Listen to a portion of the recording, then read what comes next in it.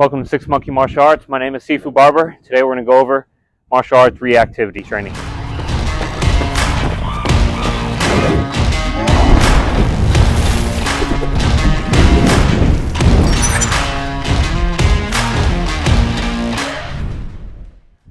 Okay, so what is a reflex ball?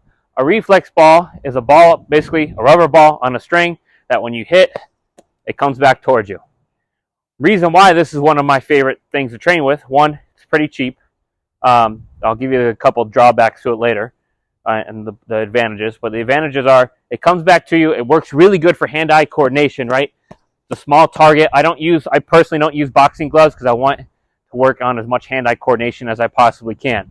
It's a small target. I have decently big hands anyways, so I don't want to get used to striking with the wrong part of my hand with a boxing glove on. So that's why I personally like to use no gloves, right? If you need to use gloves to start, that's fine. Another cool thing I like about it is you can get them in sets, so you don't have to start with like the hardest one. This is the harder one, the hardest one that they have, the red one, which means it comes back a lot faster than the other ones do. I like that because it's training my reaction time, hitting a target that's coming back to me, getting me used to that target coming towards my face. Because I don't always have to hit with these, right? I don't always have to strike with a reflex ball. I can catch, all right? I can throw it out. I can block with my shoulder or with my forearm, right? There's a lot of different things that I can do with this, and that's another reason why it's one of my favorite training drills. Because if you don't have a partner, nothing beats sparring, unfortunately, right? I love sparring. I do it almost every day. But if you don't have a sparring partner, or you're busy, or you travel a lot like I do, you don't have the availability to have a training partner with you all the time, this is probably the next best thing. Another cool thing I like about the reflex ball is that it's attached to my head. So every movement, every time I hit it, this ball is coming back towards my face.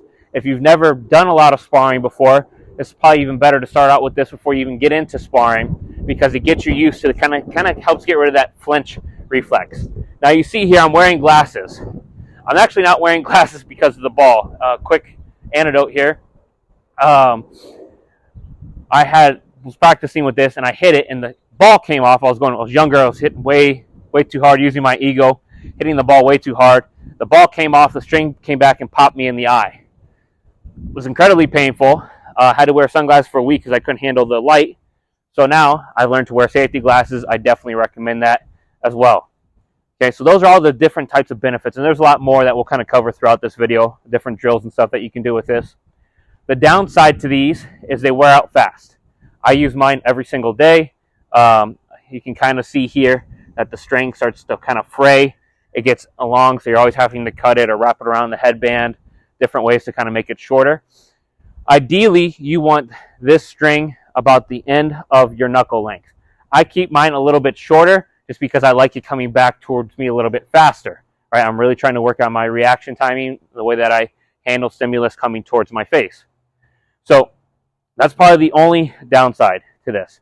The other downside to it is it doesn't train you for other angles of attack. Right? Sparring, you have kicks coming towards your leg, towards your calf, towards your side, punches coming all different types of directions. This really only trains you coming back towards your face. Still good, still better than nothing. But again, like I said, nothing's going to beat sparring, unfortunately. It's just a close second. Okay. The other thing I don't like about it, other than that it does wear out all the time, is if you don't leave it inside. I leave mine in my car. Just gotta like to practice with it whenever I can. It's not always the best material. Maybe there's better ones out there. I got mine for like $10 off of Amazon. Okay, and I'll put a link, or Nick will put a link in the bottom here for this. Okay. So next up, let's go over a couple drills on how to use this and how to work on your combinations and your different martial art techniques, as well as your footwork and all of the cool things that you can do with this. Okay, so when starting off with the reflex ball, okay, you always want to start off striking low. Don't start off going up high. You want to work your way into this. I like to just kind of toss it out and just start hitting it. I'm not working on hand speed. I'm not working on power. You can do this just standing still, right, to start. And then you can kind of start moving around with it, right? Start working, doing some circles, stepping around, right? You miss, that's okay. Keep working it all the way back through. Ideally, you want to keep this at your shoulder or chest height, or a little bit higher towards your face. I like to kind of mess with mine, make it go high and low, but in general you want to keep it relatively high in your chest area, just because that's where most times you're going to get struck at, is in this area. Okay, so that's the first part of the drill, is really just kind of standing there, starting low, getting used to controlling that ball, right, with your hands, striking with just those first 2 knuckles, right? Then you can advance that, start working with one hand. Okay, just make sure that when you're doing this, that you're keeping that rear hand up towards your face. Okay, always remember your foundations. I don't want to compromise my foundations, my training, just to hit the ball. What I mean by that is I want to make sure that I keep a good stance. I want to make sure that I keep good guard, whatever style you do, whether it be a long guard, short guard, close guard, high guard, low guard, whatever. However you train, that's how you should practice. Okay, so going to one hand, again, just hitting it, working around. I don't want to just get used to standing in one spot. You're not going to do that in sparring. You're not going to do that in a fight. Switching sides to the other side, catching it, right? That's the next way to level up that drill. So start still, start low, get used to controlling that ball to different levels. Start stepping side to side, forward, back, right? Then you can start adding some pivoting. Go to single hand is next. The next drill I like to do, and this is a little bit hard to get, is the elbow drill, okay? The elbow drill is cool because it allows you to add different variations to your striking. I'm a Kung Fu practitioner, but I've done pretty much every type of martial art. I like all of them. Everything is good as long as you train it properly. So changing up my striking while moving is another benefit to this type of equipment. So starting kind of high, or starting low, working my way high, shoot it out, elbow across, catch it back with my hands. Hit it a couple times, elbow across, right? I'm trying to catch it with a cross elbow, right? Meaning I'm bringing that elbow across my body.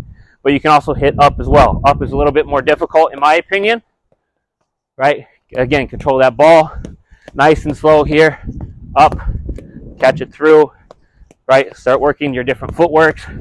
Go to one hand, elbow, elbow, right? Again, even if you mess up, keep hitting it, keep moving around. That's the next drill. The last drill here is another one of my favorite. I like to call it the catch and kick. In Monkey Kung Fu, what I teach here at Six Monkey Martial Arts, we like to add levels to this, okay? And we're going to do that last. But the next drill here is the catch and kick.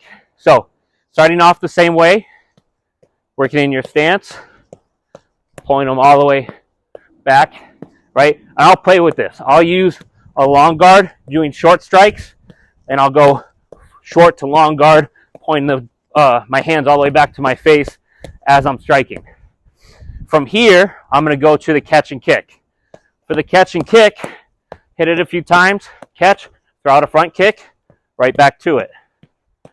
Switch, front kick, back to it. You can change up your kicks. You don't always have to do a front kick, catch, roundhouse, throw it back out. Okay, sorry I got stuck on my headband there. Right, but just play with it. Catch, side kick, throw it back out. A lot of cool drills you can do with this. And what the catch does, is it allows me, again, work on that hand-eye coordination. I'm never going to catch a punch in a fight, and this is not a movie, this is real life. But working on that hand-eye coordination is going to help me with my blocking, whether it be a parrying a hand, same thing as catching a reflex ball, right? Catch the ball, I can parry the hand, right? You're going to mess up. It's not perfect. I've been doing this for a while. I still mess up. That's okay. I'm okay with that. I like to mess with my training. I like to try different things. If you're afraid to try different things, you're never going to succeed as a martial artist. So that's the catch and kick drill. The last drill here, and this is probably the hardest drill to get at first, is changing your levels. Why is changing levels important? If you've ever done any type of sparring, you know the shots that most likely get in are the body shots, because the way that someone comes down underneath your strike and then hits you with a body hook, an uppercut, jing choi, jik choi, whatever, right? A leg kick where they parry, come low for a low leg chop. Those are the things that you're going to get hit with probably more than you are headshots. So the way we train for this is preparing ourselves to work on our hand-eye coordination as well as catching, but by changing our levels. So I start, again, I'm starting at chest level. I'm slowly going to sink into my low monkey stance, and I'm going to start stepping with this. Now what's hard about this is I can't go too low because it'll hit the ground, right? See how I hit the ground there? I have to keep, it makes me force myself to keep everything in this chest level for my striking. So I'm here, right? I cannot go low. Have to keep it all nice and tight. Plus, this is a great leg workout. Never underestimate working out your legs, especially in any type of martial art. You need it for your stances. You need it for your kicking. You need it for your footwork, right? So it's a great way to add to that drill. There's a lot of cool things that you can do with this, and you can mix it up. You can make up your own drills. You can make up your own striking, add combinations, throw in hooks, throw in uppercuts. A lot of cool things that you can do with this. I'm always playing with this. It's definitely one of my favorite tools. I highly recommend it. Okay, so next up we're going to go into training with a wooden dowel, right, or an iron ring. Okay, training with a wooden dowel. This is a very inexpensive way for training. It's literally just a stick. You can go out to the yard and grab a stick. It is a solid stick, right? It's not hollow, so it's not going to, stay up in the air very long. So there's a few different ways you can train with this. Again, just like the reflex ball, there's a lot of different ways I can do it. If you have a training partner, someone that can help you, they can hold two, they can drop one, and you have to catch it. But since this is for solo training, one of the best ways you can solo train with this is doing it yourself. I put it out in front of me, I pop up, other hand comes out and grab. Pop up and grab. Pop up and grab. Right? Do it, add it, do a double. Right? Hand touches, other hand comes back, you drop it. I like to punish myself anytime I mess up. Right? Knock out some push-ups. Get back up, do it again. Here, touch, grab. Touch, grab. Touch, grab. Right? And again, see, now I'm starting to add my footwork into it. Right? I don't want to stand in one spot. Touch, grab. Right? Grab, grab. Grab, grab. You can do this with a rock. You can do this with a tennis ball. You can do this with a wooden dowel. I like the dowel because I can train myself to grabbing from one end to the middle, right? In general, I try to focus on the middle, but I might try and change it up for myself. I might toss it this way, tell myself I have to grab the top end or grab the bottom end, right? Different ways I can train reactivity. Again, I'm keeping it close to me. I want it up in my face, so get rid of that flinching aspect. And I also want to make sure that I'm changing up the way that I'm grabbing and striking with this. I can strike, grab, strike, grab, strike, grab, strike, grab, strike, grab, strike, grab, strike, strike, grab, strike, strike, grab, right? A lot of different ways I can add to this. Again, low monkey stance, right? Or low stance for those of you who don't like Kung Fu. It's a great way, again, to train your legs. Never underestimate the power and the endurance needed in your legs for martial arts. You can do the same thing from here, right? I can change it up. I can block, grab, block, grab, block, grab, block, grab, parry, grab, parry, grab, parry, grab. A lot of different ways I can do with this. The smaller the object, the harder it is. Again, I like this because I can give myself different challenges, grabbing end, middle, or top, right? Or if you want to use a tennis ball, that's definitely an option too. Like I said, it's all about how you're going to train this and different ways that you're going to increase your martial arts skills through your reactivity training. Okay, lastly, here I'm going to bring out an iron ring. For those, again, who are doing more traditional martial arts, you're going to love this drill. And if you're not doing traditional martial arts, I highly recommend these because these are one of my favorite training tools. Okay, an iron ring. An iron ring is something that we use in traditional martial arts, traditional Kung Fu. It's usually used for weighting down the forearms for power, speed, endurance, and to also prepare you as someone's pulling you, right? Learning how to control by using your stance. But you can use this for reactivity training. The best way to use it is for striking through this little hole, okay? So you can top it up, strike through, right? Pop it up, strike through, right? I like to use the BLG or with a jig choi. My hand just barely fits through this, just so you can see here. It's not an easy thing to do. You can start off with a bigger rattan ring and work your way down into this, but this is going to be your ultimate goal. You probably want it a little bit bigger than your hand. This is really tight. I can barely get my hand through these, but it also helps increase my accuracy.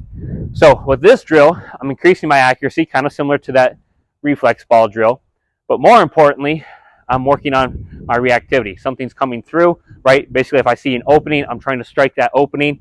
This hole here represents that opening in my mind, in my training. So this comes up, strike through, okay? Up, strike through. Again, a lot of different ways to do this, and it's really that simple. Up, I can sink down, strike through, right? Sink down, strike through, or I can do it the other way. I can toss it up, strike through, right? I want to try and give myself as little time as possible for striking through, right? I can do this again from here, strike through, right? Or I can bring it out here and strike through. So whether it's a close guard or a long guard, I can still train the same technique by using this iron ring here. It's a great training tool, and it's a cheap tool. You can get these for 25 bucks for a pair, right? And you can there's a lot of different uses that you can get out of them. You can wear them for your martial arts training. You can do reactivity training. You can do grip training with them. A lot of different cool ways that you can train with these. So I hope you guys enjoyed this video. It's really cool. It's really fun. There's a lot of different ways to train martial arts. At the end of the day, it only comes down to those three things I mentioned earlier: reactivity, timing, and distance control.